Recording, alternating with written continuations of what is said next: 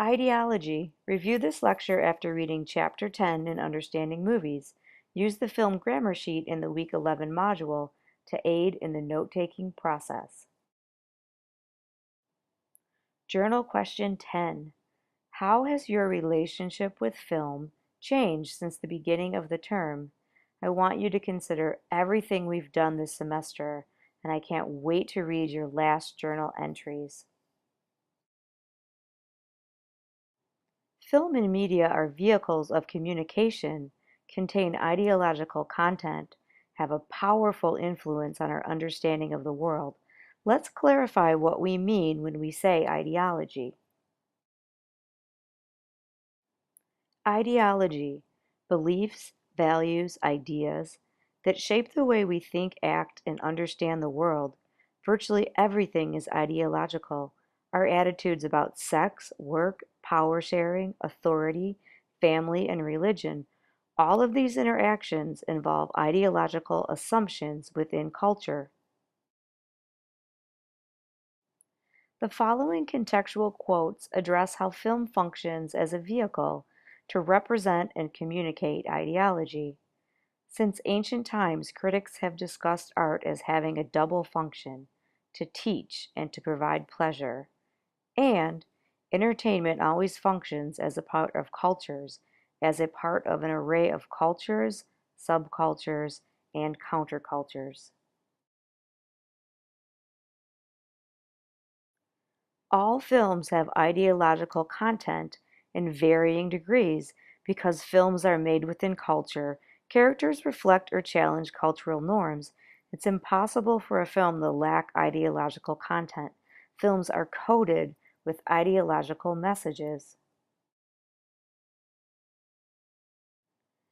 Degrees of ideological explicitness: neutral, containing no overt ideological statements with an emphasis on entertainment; implicit, an inferred statement of values, most fiction films fit here; and then explicit, aims to persuade the audience of a particular ideology, patriotic films, documentaries, and propaganda. We'll begin with neutral. So as we said, in a neutral level of explicitness, there's no overt ideological statement being made, and there's an emphasis on entertainment. We'll use Disney films as an example here. On the surface, these films are considered harmless entertainment made for children. Leading Disney characters tend to have unrealistic standards of beauty. We have Aladdin, Ariel, Jasmine, and Cinderella. I wasn't specifically looking for characters that didn't have on very many clothes, but that's what I found accidentally. A satirical look at ideological messages in Disney movies. We'll start with Jasmine. As a woman, your political worth is reduced to your marriageability. Appearances don't matter. What counts is in your heart, unless you're a girl. If you're beautiful enough, you may be able to escape your terrible living conditions by getting a wealthy man to fall for you. It's okay to abandon your family, drastically change your body, and give up your strongest talent in order to get your man. Once he sees your pretty face, only a witch's spell could draw his eyes away from you. It may seem terrible being so beautiful that other women get jealous enough to try and kill you. But don't worry, once your beauty attracts a man, he'll protect you. And finally, pretty girls don't even need to be alive to get some hot, princely action.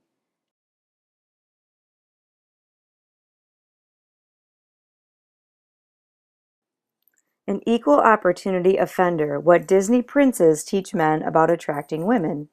Be rich, charming, famous, and good-looking. Be rich, charming, famous, and good-looking. I see a pattern here.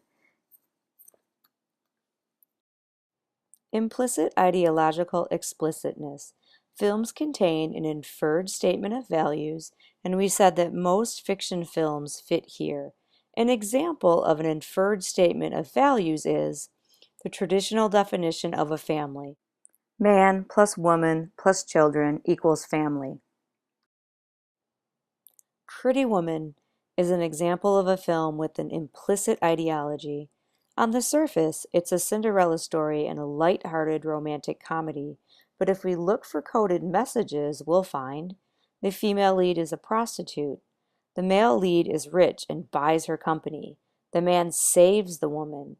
Consider what this says about representations of gender, sex, and power.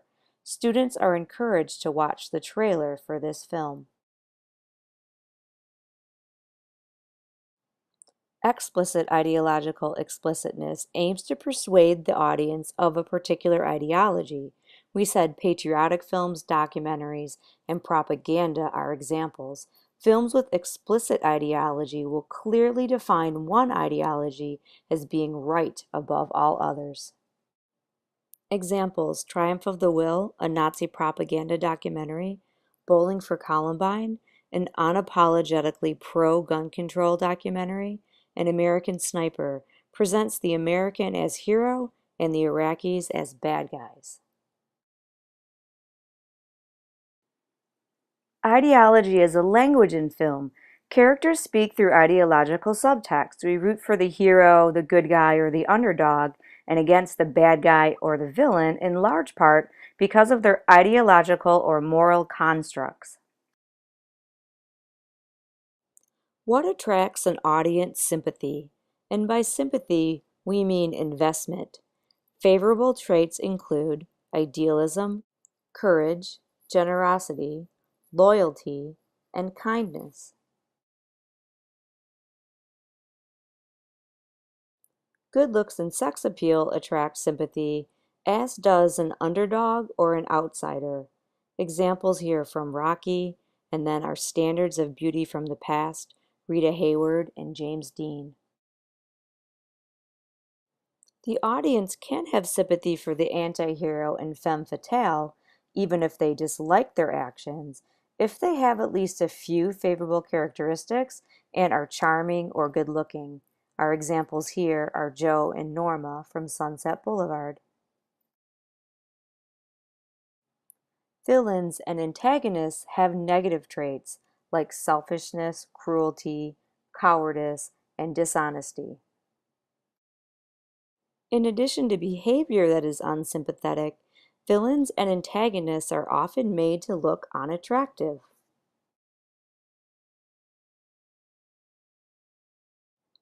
Disenfranchisement in changing ideologies. Analyzing film as a cultural and historical document allows us to see how representations change over time. Typically, the dominant group gets the most face time, while the other groups fight over the scraps. Ideology and representations. How does cinema represent ideology? Why are some groups favored over others? We can create groups by dividing people based on demographics like gender. And how is this reflected in film roles and genres? The Annenberg School for Communication and Journalism did a study of the top 500 grossing films between 2007 and 2012, looking at gender roles of speaking characters.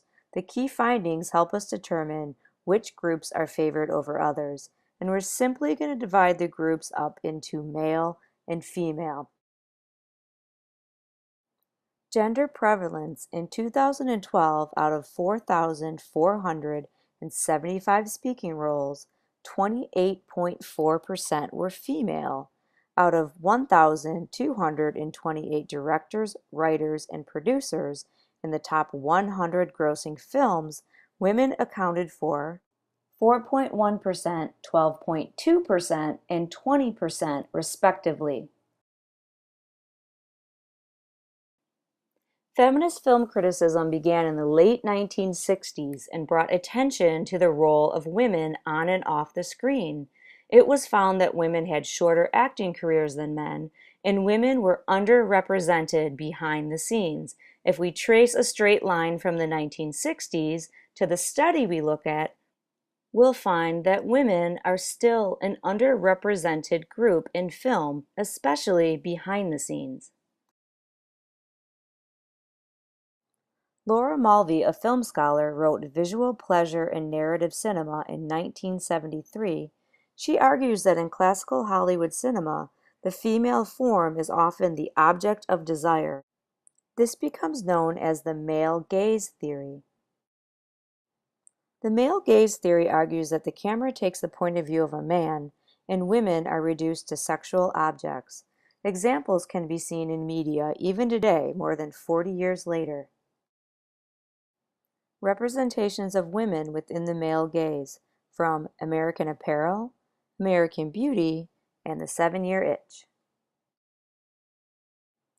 Misrepresentation, directed by Jennifer Sabel in 2011, is a documentary that examines the impact of media representations on women. Students are encouraged to watch this informative film. Did you know Alice Guy Blaché was a pioneer of early French cinema and a director of fictional narratives? Her film The Cabbage Fairy in 1896 is arguably the first fictional narrative film ever made.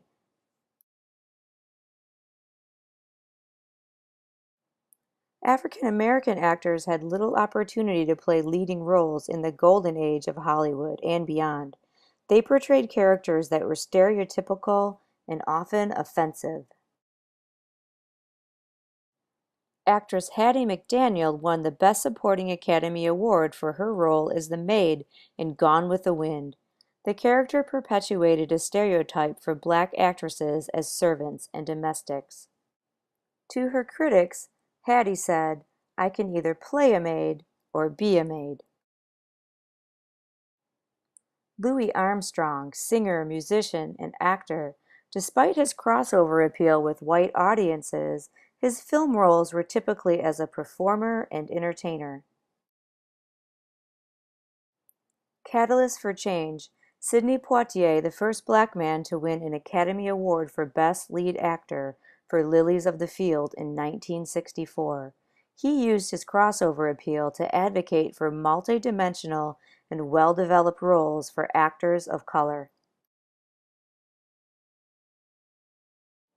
Did you know Oscar Micheaux directed 44 quote-unquote race films featuring African American actors? You'll see a poster from his 1919 film The Homesteader. He is considered to be the first prominent black director producing both silent and sound films. Homosexuality in Hollywood, early representations were negative, stereotypical, and often communicated through subtext. The Hays Code was a strict censorship code that limited the depiction of homosexual characters by labeling them perverse. A quote from The Celluloid Closet, a documentary about homosexuality in Hollywood. In 100 years of movies, homosexuality has only rarely been depicted on the screen. When it did appear, it was there as something to laugh at, or something to pity, or even something to fear. Changing ideologies? LGBTQ characters are certainly more visible today in film, television, and media, no longer relegated to the fringes of society. As with all non-dominant groups, characters that aren't heterosexual will continue to fight to have representations that are realistic and multidimensional.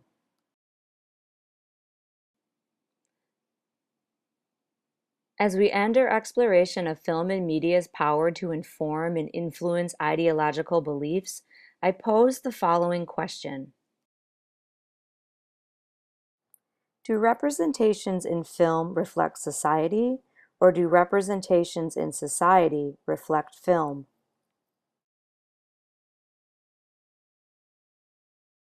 I had a student give me a great answer to the question. She said, "They reflect each other." Never underestimate the power that film has to inform hearts and minds and shape the way we see the world and each other. It has truly been my pleasure working with you this semester. I'm pleased to introduce our assigned film, American Beauty, directed by Sam Mendes in 1999, starring Kevin Spacey and Annette Bening. We have two response questions. Question 1. What does American Beauty say about the American dream? And question 2, are the representations in American Beauty three-dimensional or stereotypical? Films featured in this lecture, students are encouraged to explore these films: Aladdin, The Little Mermaid, Cinderella, Pretty Woman, Triumph of the Will, Bowling for Columbine, American Sniper, Sunset Boulevard, Rocky, The Shining, Snow White, The Dark Knight, The 7-Year Itch, American Beauty, Misrepresentation, The Cabbage Fairy, Gone with the Wind, Hello Dolly, Lilies of the Field, The Homesteader, The Celluloid Closet, Brokeback Mountain, Milk, Transparent, and The Kids Are All Right. In conclusion, I want to thank everyone for taking this journey with me this semester. I can't wait to read your journal and response papers.